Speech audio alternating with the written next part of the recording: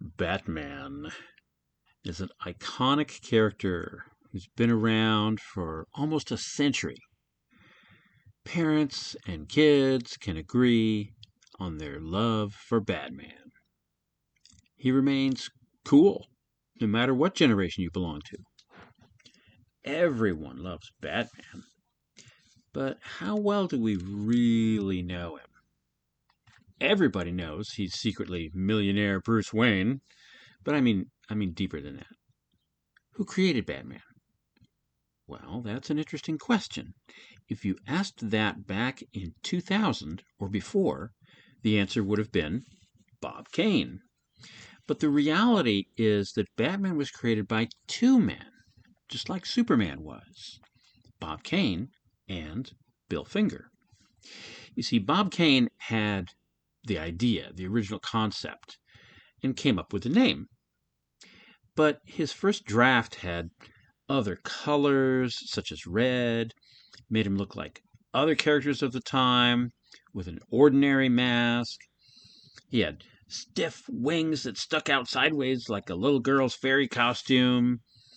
So Bob called Bill Finger and said, "Hey, come over and look at this design I've made for a crime-fighting character." So Bill Finger comes over, and right away he looks at those wings. What's up with that? Bob explains that he took inspiration from Leonardo da Vinci's ornithopter flying device, which was a little bit like a hang glider, but had those bat wing ribs. And Bill said, "Man, he's going to be like a dog trying to get through a doorway with a big stick. He's going to be getting stuck and always trying to figure out how to move around. Let's lose the rigid wings and make it more of a bat winged cape." Before I say any more, it was Tim Burton's Batman which brought back the rigid glider bat wings that Bob Kane had originally intended. All right, back to the subject. So Bill Finger also said, let's lose all the bright colors. If he's supposed to be intimidating, like a bat, then let's make his outfit bat colored. Let's make it gray or black. And change that mask. Everybody's got a mask like that. Let's give him a cowl to make him look more bat-like. So, with all the changes that Bill Finger made, you could say that overall he contributed about 50% of Batman's iconic look. And he continued to make major contributions over the years, but he never got any credit. Bob Kane always claimed he'd made it all 100% alone. It wasn't until 2015 that Bill Finger's name appeared next to Bob Kane's as one of the creators of Batman. So when and why was Batman created? Well, many people think that Batman's been around longer than Superman, but it's actually the other way around. Batman was created to capitalize on the popularity of Superman. He was first published in 1939, a year after Superman. So where did the idea for Batman come from? Well, both Bob Kane and Bill Finger were pretty open about what their inspirations were. So let's look at that. In 1920, there was a play called The Bat. It was creepy and mysterious, and was turned into a 1930 movie called The Bat Whispers. The movie's very atmospheric, has a spooky tone. Bob Kane stated that it was one of his main influences, and that the villain of that story was his main inspiration for Batman. Another major influence was Doc Savage. Let's look at Doc Savage.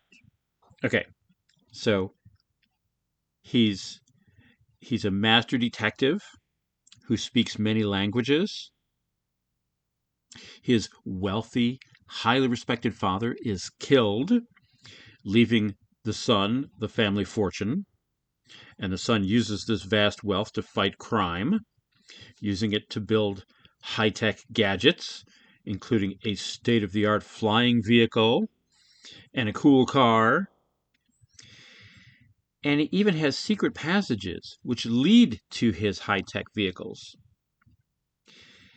Eh, So Superman is also, quote unquote, inspired by Doc Savage, but Superman took different aspects of the character. It's kind of funny that when you see Superman and Batman working together, it's like you're seeing two sides of Doc Savage's personality because they're both based on Doc Savage. Okay, so the name Bruce Wayne comes from Robert the Bruce and Mad Anthony Wayne. Now, the concept of the secret identity is taken from the Scarlet Pimpernel and Zorro. Both of them were also major influences. So the Scarlet Pimpernel seems like an irresponsible rich fool, but secretly he's out there saving lives. And Zorro, well, I mean, just look at him. It's pretty obvious. Black cape and yeah, it's anyway. We already know that Zorro was an influence. Dick Tracy was stated to be a major influence. Look at that jawline. A crime-solving tough guy who used high-tech gadgets to get the job done. The Phantom, of course. A guy who hid his identity and intimidated the criminals. He made people think he was a ghost. Oh, and he also lived in a cave. They stated that he was a major influence. Okay, one of the biggest influences, you ready? Sherlock Holmes. After all, he's the world's greatest detective. In fact, Robin, the character of Robin, was created to be like Watson to Sherlock Holmes, so that he served the purpose of plot exposition, so that Watson would ask Sherlock Holmes, "Why is this happening?" And then Sherlock Holmes would explain, but he's really explaining to the reader. And so Robin would say, "Gee, Batman, why this? And then Batman would be like, "Well, that's because X, Y, Z." And so Robin's purpose was to be basically Watson to Sherlock Holmes. And perhaps the biggest influence of all was that Dark Avenger known as the Shadow. The Shadow was known as a creature of the night, and it was said that he was dispensing grim justice. In fact, he was so much of an influence that the first Batman story was basically a plagiarized Shadow story, almost word for word. Well, speaking of plagiarism, in 1939, when Batman first came out, a rival publisher also came out with a character called the Black Bat, a suspiciously similar character. And each publisher claimed that the other had stolen the idea from them. Well, before the lawsuits started flying, there was a guy who had worked with both sides. And so he's like, hold on, guys. And he intervened, and he got them to make a deal with each other. And if that guy hadn't been there, who knows what would have happened. So the Black Bat was this guy with bat-like sonar, kind of like Daredevil. And those fins on Batman's gloves, you know how he's got those fins right there on his gloves? Yeah, they are taken from the Black Bat, the 1939 Black Bat. So, yeah. Well, the other big influence was that they stated was the pulps. So what does that even mean?